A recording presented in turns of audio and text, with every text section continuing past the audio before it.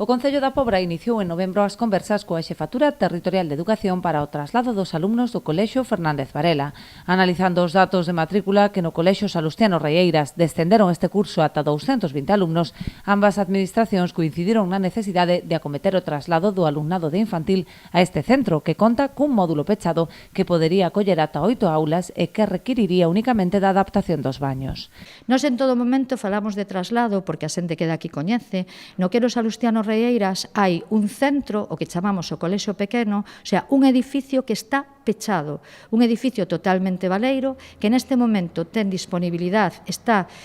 pois en boas condicións, ten 8 aulas, o que é 8 aulas, e máis espacios que se poden dedicar desde biblioteca ou outro tipo de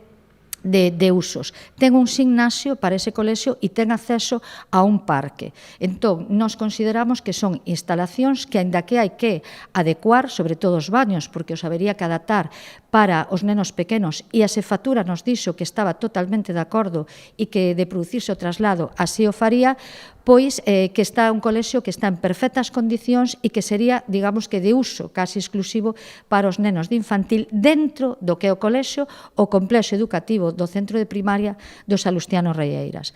De facerse efectivo o traslado, o Concello da Pobra poñería a disposición de Sanidade as instalacións onde se empraza actualmente o Fernández Varela para acoller o centro de saúde. A súa vez, o actual ambulatorio podería destinarse a unha escola infantil pública se así o estima a Consellería de Política Social. Debemos o edificio do que é o Fernández Varela poñer a servicio da Consellería de Sanidade a súa disposición para que ali se trasladara o centro de saúde que temos no noso Concello, e onde está actualmente o edificio do centro de saúde, poñelo a disposición da Consellería de Política Social para que ali se creara o que é unha gardería pública, que pensamos que son necesidades